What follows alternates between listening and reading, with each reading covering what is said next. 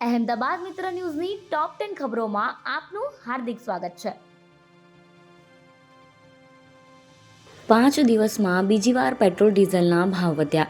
Petrol અને ડીઝલના ભાવમાં ફરી એક વખત વધારો કરવામાં આવ્યો છે। એક અઠવાડિયામાં બીજી વખત ભાવ વધારો કરવામાં આવતા નાગરિકોને મોંઘવારીનો માર સહન કરવાનો વારો આવ્યો છે। 5 દિવસ પહેલાં પેટ્રોલ અને ડીઝલના ભાવમાં 3 રૂપિયાનો વધારો કરવામાં આવ્યો હતો। જો કે હવે તે બાદ પેટ્રોલ અને ડીઝલમાં ભાવમાં ફરી 90 પૈસાનો વધારો કરવામાં આવ્યો છે। સુરેન્દ્રનગરના ધાંગધ્રા તાલુકાના સોરડી ગામમાં થયેલ શાંતિગીરી ગોસ્વામીની રહસ્યમય હત્યાનો ભેદ અમદાવાદ ક્રાઇમ બ્રાન્ચે ઉકેલી કાઢ્યો। ક્રાઇમ બ્રાન્ચે આ ગુનામાં સામેલ જાગૃતિ અને તેના પ્રેમી કાંતિ ઉર્ફે ભરત સાબૈયાની ધરપકડ કરી છે। સુરેન્દ્રનગરના ધાંગધ્રામાં રહેતા સુખદેવગીરી ગોસ્વામીના લગ્ન જાગૃતિ નામની મહિલા સાથે થયા હતા અને તેમને 2 સંતાન હતા। લગ્ન જીવન દરમિયાન જાગૃતિને તેના જેઠ શાંતિગીરી, જે પોતે પણ 2 સંતાનોનો પિતા હતો, તેના સાથે પ્રેમ સંબંધ બંધાયો। બદનામીથી બચવા માટે જાગૃતિ અને શાંતિગીરી પોતાના સંતાનોને ત્યજીને ભાગી ગયા અને સોરડી ગામે સાથે રહેવા લાગ્યા।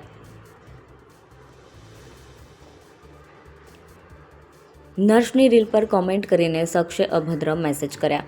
અમદાવાદના નવરંગપુરામાં રહેતી નર્સની રીલ પર કોમેન્ટ કરીને અજાણ્યા શખ્સે અભદ્ર મેસેજ કર્યા હતા। ત્યારબાદ નર્સના નામનું ફેક આઈડી બનાવી તેમાંથી નર્સના ફોટાનો ઉપયોગ કરવામાં આવ્યો હતો। એટલું જ નહીં, 5થી વધુ ફેક આઈડી બનાવી ગામના યુવકનો ફોટો મૂકી માય લવ એવું લખાણ પર લખ્યું હતું, જે અંગે નવરંગપુરા પોલીસે અજાણ્યા વ્યક્તિ સામે ગુનો નોંધી તપાસ શરૂ કરી છે।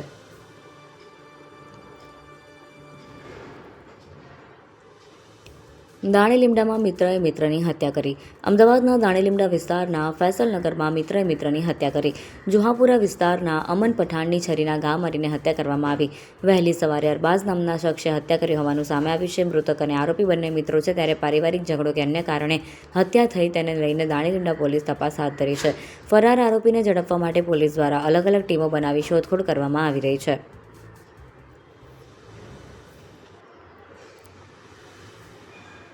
રાજ્યમાં ગરમી યથાવત। અમદાવાદ સહિત સમગ્ર ગુજરાતમાં ગરમીથી હાલાકી અનુભવી રહેલા લોકોને હવે થોડી રાહત મળી શકે છે।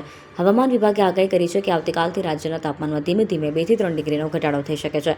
આજે રાજ્યમાં ગરમી યથાવત રહેશે તથા ઘણા શહેરોમાં તાપમાન 40 ડિગ્રીથી વધુ નોંધાઈ શકે છે।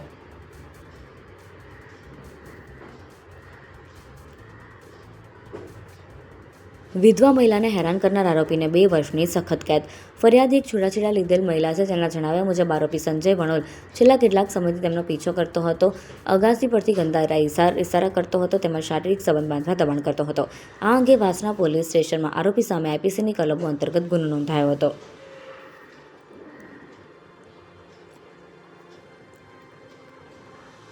પગાર અને હાજરી મુદ્દે એએમટીએસના કોન્ટ્રાક્ટરના ડ્રાઈવરોની હડતાલ। અમદાવાદ મ્યુનિસિપલ ટ્રાન્સપોર્ટ સર્વિસ એએમટીએસની ખાનગી કોન્ટ્રાક્ટર કંપની 90 જેટલા ડ્રાઈવરો હડતાલ પર ઉતર્યા હતા। મેમકો ખાતે આવેલ બીઆરટીએસ ડેપો ખાતે ડ્રાઈવરો હડતાલ પર ઉતરી ગયા હતા। ડ્રાઈવરો દ્વારા પગાર વધારા સહિતની માંગણીઓ કરવામાં આવી હતી, જેના પગલે સવારથી બપોરે 12 વાગ્યા સુધી બીઆરટીએસ બસના ડ્રાઈવરો હડતાલ પર રહ્યા હતા।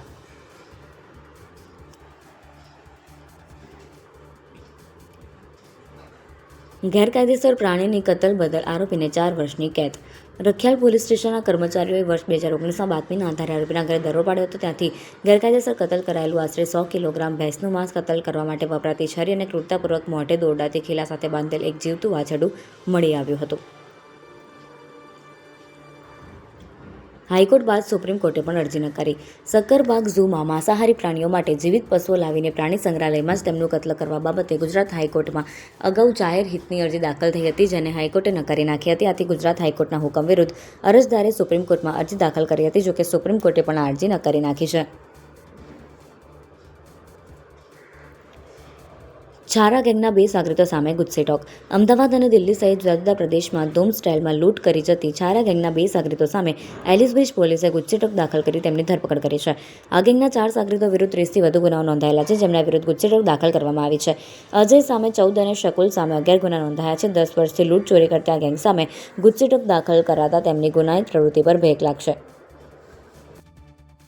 અહેમદાબાદ મિત્ર ન્યૂઝની યુટ્યુબ ચેનલને સબસ્ક્રાઇબ કરો અને બેલ આઇકન જરૂરથી દબાવો, જેથી મહત્વના સમાચાર આપના સુધી જલ્દીથી પહોંચે।